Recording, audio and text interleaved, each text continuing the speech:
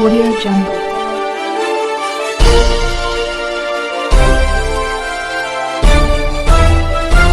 Audio Jungle.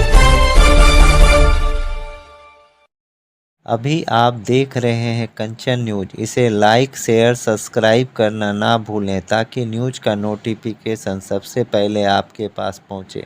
अब चलिए खबरें विस्तार से। माननीय सदस्य श्री राजेश रंजन जी। सभापति महोदय जी, मैं शुरू करूंगा। प्रधानमंत्री जी का 2 महीना मात्र बचा है जन्मदिन को, और उन्होंने सबसे पहले विश्वकर्मा योजना, एक उनकी जो बहुत बड़ी आम आदमी, मोची, निषाद, मलाह ऐसे वर्गों के लिए यह योजना लाई गई। हम शुरू करेंगे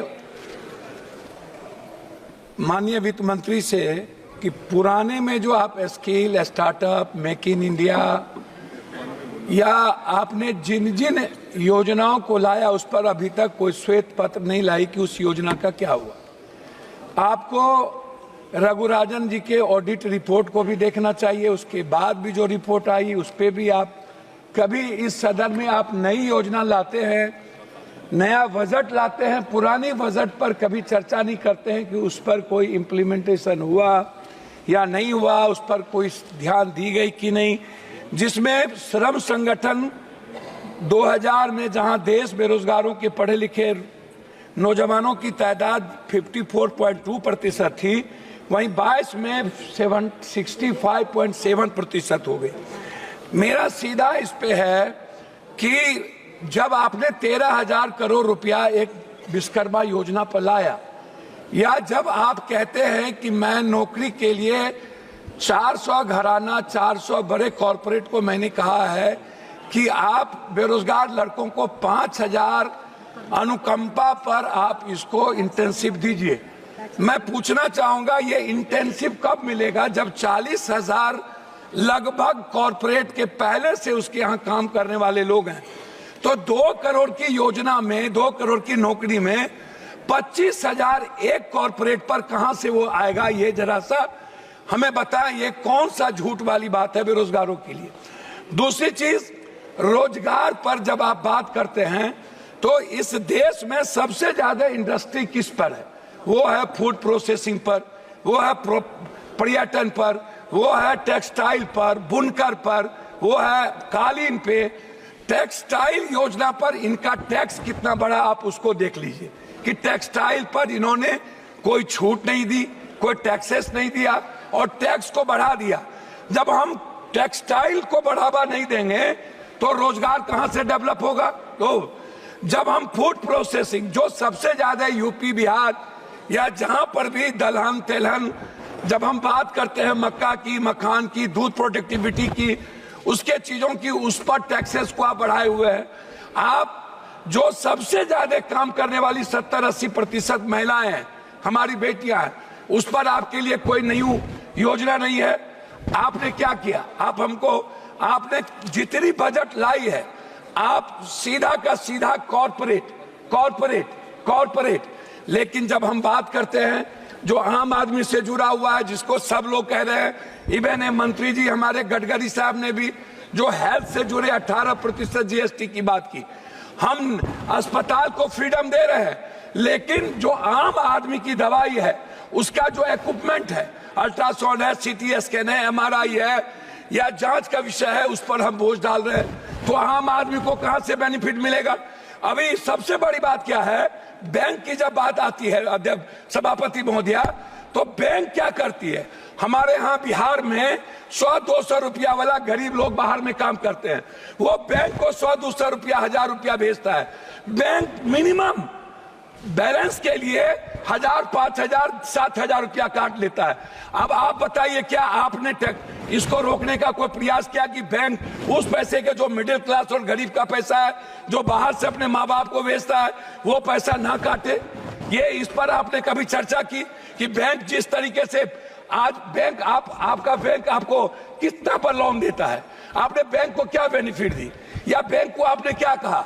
जो बांग्लादेश में आज जो मोहम्मद यूनुस को वहां बनाने की मांग उठी, क्यों उठा? उसका कारण क्या था? उसके सबसे बड़े कारण थे कि उन्होंने बैंकिंग सेक्टर को आम लोगों के लिए उसके लिबरलाइज, उसको लोन का, उसके ब्याज और उसकी सूद को कम किया। लेकिन क्या मिडिल क्लास कोई गरीब आदमी कर सकता है? हम आते हैं किसान पर, आपने किसान पर टैक्स नहीं बढ़ाया, लेकिन आपने क्या किया? 50 किलो खाद को आपने 45 किलो कर दिया, आपने 40 किलो कर दिया। मैं जानना चाहता हूं कि 45 किलो को 50 किलो को क्यों कम कर दिया?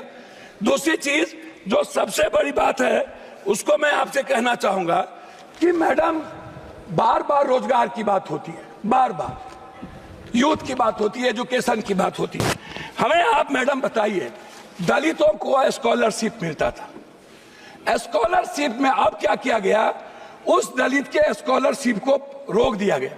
कहा गया पहले तुम एडमिशन लो, 60% जब तुम्हारा, मैडम मैं आ रहा हूं, 60% जब तुम्हारा होगा अटेंडेंस, तब हम तुमको स्कॉलर देंगे।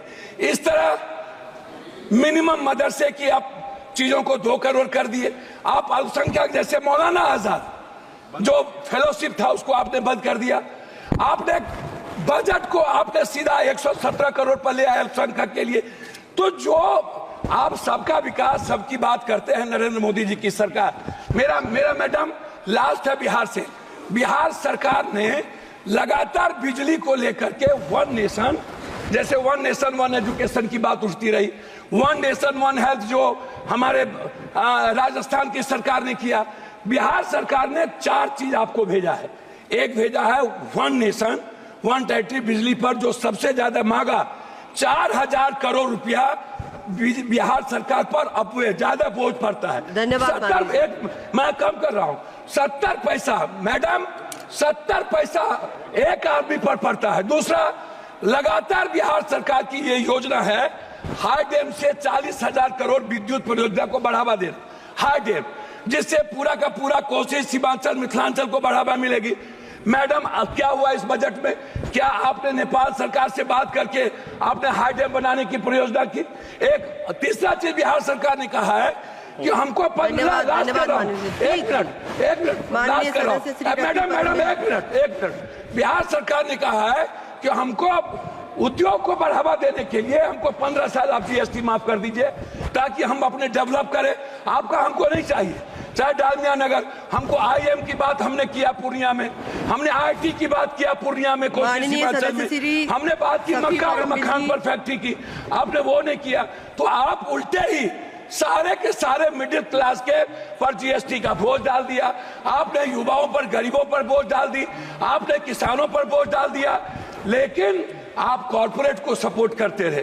अब हम लोग को बोलने के लिए पहले आप खड़ा कर देंगे। लास्ट कर रहा हूं, हमको 30 सेकंड,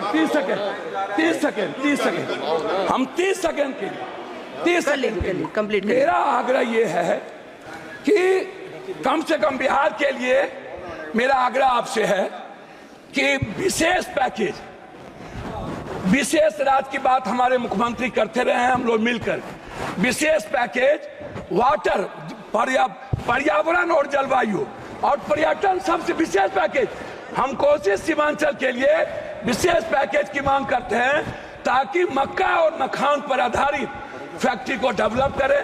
हम अधिक से अधिक बिहार में हम एयरपोर्ट को डेवलप करें। इसके लिए आपकी कोई योजना नहीं है। बहुत बहुत धन्यवाद मैडम, बार बार